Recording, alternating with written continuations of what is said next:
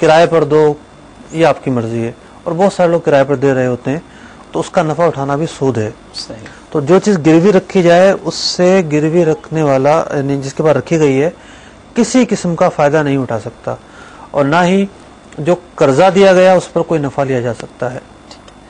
یقیناً ہمارے بندی چینل کے ناظرین کے لیے اور جو اسلام میں نے سوال کیا اس کا جواب مل گیا ہوگا. اور یہاں میں ایک بات مینشن کرتا چلوں کہ جہاں دکاندار کے لیے درست نہیں ہے وہاں وہ شخص جو زیور رکھوا کر اپنے لیے رقم لے رہا ہے اس کو بھی یہ کام نہیں کرنا چاہیے، کیونکہ یہ بھی سود کا لین دین ہو جائے گا. آپ گھبرائیں نہیں، آپ شریعت کے تقاضوں کے مطابق کام کیجیے. اگر آپ کو یہ خوف ہے کہ آپ کی چیز ختم ہو جائے گی، لیکن یہ گناہ کر کے نہ کیجیے، چیز بیچ دیجیے، اپنی رقم لے لیجیے. اللہ تبارک و تعالیٰ چاہے گا، وہ کریم ہے، کرم کے دروازے کھلیں گے، آپ پھر اپنی وہ چیز لے لیں گے. لیکن سود پر قرض نہ لیجیے، کہیں ایسا نہ ہو کہ آپ گناہگار ہو جائیں. اپنے سلسلے کا آخری سوال، ریکارڈڈ سوال اپنے سلسلے میں شامل کرتے ہیں، پھر چلتے ہیں سنار مارکیٹ اور دیکھتے ہیں کہ ہمارے لیے کیا سوال ہے. صلو علی الحبیب صلی اللہ تعالی علی محمد.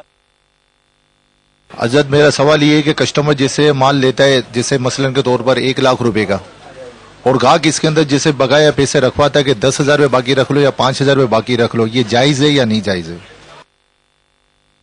جی دو سوال آپ نے سنا، اس کے بارے میں کیا فرمائیں گے آپ؟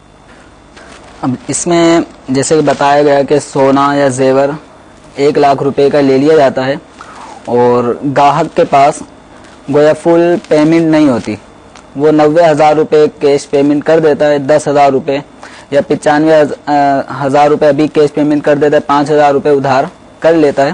تو شریعت مطہرہ میں اس طرح مقرر کرنا کہ کچھ پیمنٹ ابھی کر دی جائے اور کچھ پیمنٹ بعد میں کر دی جائے، تو اس طرح کرنا جائز ہے. اب چونکہ یہ خرید و فروخت یہ سونے کی روپے پیسوں کے عوض ہو رہی ہے، دونوں کی چونکہ جنس بھی علیحدہ علیحدہ ہے اور دونوں کی قدر بھی علیحدہ علیحدہ ہے، تو اس کے اندر ادھار کرنا بھی جائز ہے. تو اب ادھار چاہے فل پیمنٹ ادھار کر دی جائے یہ بھی جائز کہ پورا 1,00,000 روپے کا سونا لے لیا اور 1,00,000 روپے ایک ہفتے بعد دی جائیں گے. اور یہ بھی جائز ہے کہ ہاف پیمنٹ ابھی کر دی جائے اور ہاف پیمنٹ یہ ادھار کر دی جائے، تو اس طرح کرنا بھی جائز ہوگا. ماشاءاللہ. میرے پیارے اور محترم اسلامی بھائیوں اور مدنی چینل کے ناظرین، آج کے سلسلے میں ہم نے بہت سارے سوالات شامل کیے، کئی ٹاپک پر ڈسکس ہوا، سنار مارکیٹ گئے وہاں بھی سوال سنے، لیکن یہ موضوع بہت طویل ہے. سنار مارکیٹ کا جو کام ہے وہ چھوٹا کام نہیں ہے میرے پیارے اسلامی بھائیوں. اس پہ بہت سارے سوالات مزید ہمارے پاس موجود ہیں، ٹپیکیلٹیز ہیں، اس پر مزید بحث و مباحثے کی حاجت ہے، مزید رہنمائی کی حاجت ہے.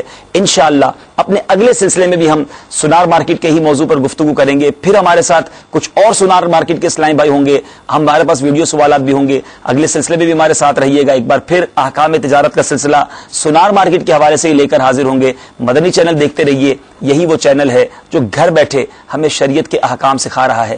یہی وہ چینل ہے جو گھر بیٹھے علم دین کے مدنی پھول ہمارے گھر تک پہنچا کر ہمارے گھرانے کو مہکا رہا ہے. خود بھی مدنی چینل دیکھتے رہیے، دیگر اسلامی بھائیوں کو بھی اس کی دعوت دیتے رہیے. اور اگر آپ کاروبار کرتے ہیں، کاروبار خود نہیں کرتے مگر خرید و فروخت کرتے ہیں، احکام تجارت ضرور دیکھیے. اللہ تبارک و تعالی ہم سب کو رزق حلال کمانے کی توفیق عطا فرمائے اور رزق حرام سے ہم سب کو محفوظ فرمائے. آمین بجاہ النبی الامین صلی اللہ تعالی علیہ وسلم. رزق حلال دے مجھے اے میرے کبریا، دیتا ہوں تجھ کو واسطہ تیرے حبیب کا.